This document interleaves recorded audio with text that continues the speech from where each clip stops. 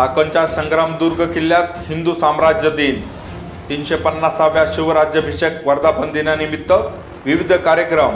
किल्लेदार फिरंगोजी नरसाळा स्मारक प्रतिष्ठानसह शिवप्रेमींचा पुढाकार। दमदार पावसाअभावी पेरण्या रखडल्या, खरीप हंगामातील पेरा लांबला। खेड तालुक्यात 28.34% पेरणी, कृषी विभागाची माहिती। पंतप्रधान पीक विमा योजनेचा लाभ घ्या, तालुका कृषी विभागाचं शेतकऱ्यांना आवाहन। योजनेचा लाभ घेण्यासाठी 15 जुलैपर्यंत अर्ज भरता येणार। नमस्कार, आपण पाहतात खेड टाइम्स। आजच्या न्यूज रूम बुलेटिन मध्ये आपले स्वागत। आता पाहूया सविस्तर वृत्तांत। सुरुवातीला बातमी आहे शिवराज्याभिषेकाची। छत्रपती शिवाजी महाराजांच्या शिवराज्याभिषेक सोहळ्याचं हे 350वं वर्ष। तिथीनुसार शिवराज्याभिषेक सोहळ्याला बुधवारी 350 वर्ष पूर्ण झाली। या निमित्तानं चाकणच्या किल्लेदार फिरंगोजी नरसाळा स्मारक प्रतिष्ठान आणि शिवप्रेमींच्या वतीनं हिंदू साम्राज्य दिनाचं आयोजन करण्यात आलं होतं। चाकणच्या संग्रामदुर्ग भुईकोट किल्ल्यात दिवसभर विविध कार्यक्रमाचे आयोजन करण्यात आले होते। छत्रपती शिवाजी महाराजांना आणि हिंदवी स्वराज्याला मानवंदना यावेळी देण्यात आली। छत्रपती शिवाजी महाराजांच्या पुतळ्याचा अभिषेक करून कार्यक्रमाची सुरुवात करण्यात आली। त्यानंतर प्रभात आरती, महाप्रसाद, भजन असे धार्मिक कार्यक्रमही झाले। या सोहळ्यात शिवरायांच्या गौरवशाली इतिहासाचा प्रचार व्हावा यासाठी युद्धकला प्रात्यक्षिक आणि शिवव्याख्यान आयोजित करण्यात आलं होतं। आता बातमी आहे खरीप हंगामाच्या पेरणीची। जून महिन्याचा दुसरा पंधरवडा सुरू होऊन 5 दिवस लोटले तरी शेतकऱ्यांना अजूनही दमदार पावसाची प्रतीक्षा आहे। मान्सून अजूनही बरसलेला नाही, त्यामुळे खरीप हंगामातील पेरण्या लांबलेल्या आहेत। राज्यात फक्त 12% पेरण्या झाल्या असून खेड तालुक्याचा आकडाही चिंताजनक आहे। खेड तालुक्यात एकूण सरासरी 40,677.7 हेक्टर क्षेत्र आहे। त्यापैकी फक्त 20.21% म्हणजेच 8,222.50 हेक्टर क्षेत्रावर पेरणी झाली आहे। तालुक्यात बहुतेक भागात अपेक्षेप्रमाणे पाऊसही झालेला नाही, त्यामुळे ही परिस्थिती पाहायला मिळत आहे। पावसाला सुरुवात तर झाली आहे, पण पेरणी योग्य असा दमदार पाऊस अजूनही झालेला नाही। पाहुयात खेड तालुक्यातील पेरण्यांची टक्केवारी। खेड तालुक्यात सरासरी 11,927 हेक्टर क्षेत्रावर तृणधान्य क्षेत्र आहे। त्यापैकी 284.5 हेक्टर तृणधान्याची लागवड पूर्ण झालेली आहे। ही एकूण क्षेत्रात फक्त 2.41% एवढीच आहे।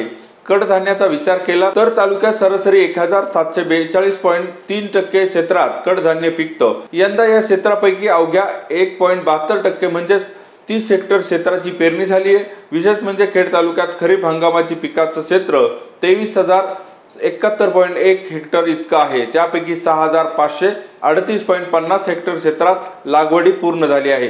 एकंदरीतच खेड तालुक्याचा विचार केला तर पेरणीचा टक्का हा काहीसा चिंताजनक वाटतो आणि त्याचं मुख्य कारण म्हणजे पाऊस हे आहे। शेतकरी पेरणीपूर्व कामं आटोपल्यानंतर पावसाच्या प्रतीक्षेत बसलेला आहे। दमदार पेरणी योग्य पाऊस झाल्याशिवाय पेरण्या करू नका असा सल्लाही कृषी विभागाकडून देण्यात आला आहे।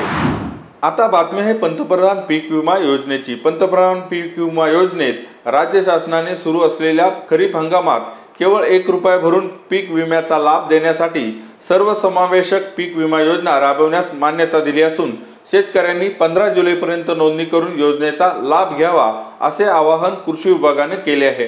केंद्र शासनाकडून प्रधानमंत्री पीक विमा योजनेच्या निर्गमित होणाऱ्या मार्गदर्शक सूचनेनुसार खरीप हंगामात 2023-24 ते रब्बी हंगाम 2025-26 करिता सर्वसमावेशक पीक विमा योजना राबवण्यात येत आहे।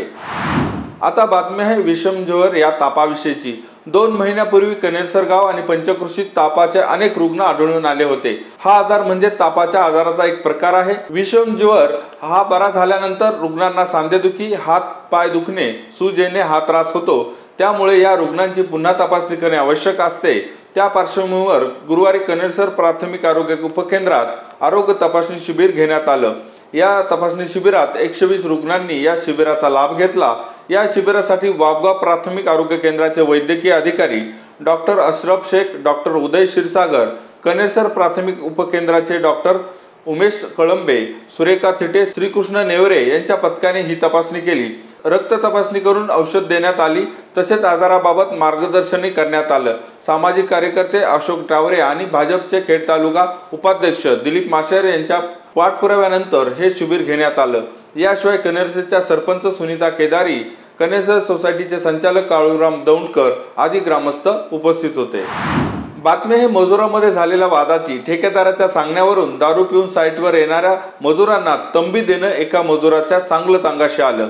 2 मजुरांनी एकत्र येऊन तिसऱ्या मजुरावर खुनी हल्ला केला। या हल्ल्यात एक मजूर गंभीर जखमी झाला आहे। या प्रकरणी म्हाळुंगे MIDC पोलीस ठाण्यात दोघांविरोधात गुन्हा दाखल करण्यात आला आहे। कमलेश शर्मा असे जखमी झालेल्या मजुराचे नाव आहे।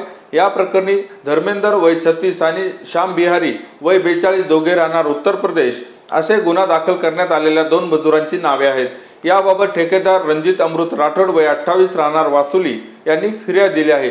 पोलिसांनी दिलेल्या माहितीनुसार जखमी कमलेश शर्मा आणि आरोपी धर्मेंद्र आणि श्याम बिहारी हे तिघे फिर्यादी रणजित राठोड यांच्याकडे सेंट्रिंग काम करतात। फिर्यादी साईटवर गेले तेव्हा त्यांच्या कामगार कमलेश शर्मा, धर्मेंद्र आणि त्याचा मित्र श्याम बिहारी हे साईटवर होते। धर्मेंद्र आणि श्याम बिहारी हे दोघे दारूच्या नशेत होते। हे पाहून फिर्यादी यांनी ठेकेदार रणजित यांना आरोपींना कामावरून काढून टाकले। मात्र त्याच दिवशी रात्री 8:30च्या सुमारास आरोपी ही दारू पिऊन साईटवर येऊन गोंधळ घातला। ठेकेदार रणजित राठोड यांच्या सांगण्यावरून कमलेश याने दोघांना हकलत असताना आरोपींनी हत्याराने कमलेश याच्या डोक्यावर, डोळ्यावर आणि कपाळावर वार करून जीवे मारण्याचा प्रयत्न केला। मराठा क्रांती मोर्चाचे नेते मनोज जरांगे पाटील यांच्या उपोषणानंतर प्रकृती खालावल्यामुळे त्यांना रुग्णालयात दाखल करण्यात आलं होतं।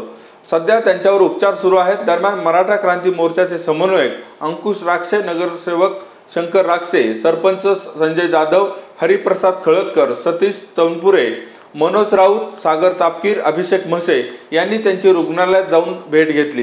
राज्य सरकारने 13 जुलैपर्यंत मराठा आरक्षणाबाबत सगळे सोयरे अध्यादेश कायदा पारित केला नाही तर येणाऱ्या विधानसभेला उमेदवार उभे करायचे, त्यासाठी तयारीला लागण्याच्या सूचना मनोज जरांगे पाटील यांनी यावेळी दिल्या। तसेच लवकरच राज्यभरात शांतता मोर्चा काढणार असल्याची माहिती अंकुश राक्षे यांनी खेड टाइम्सशी बोलताना दिली। बातमीपत्रात वेळ झाली इथंच थांबण्याची। पुन्हा भेटू पुढील बातमीपत्रात। धन्यवाद।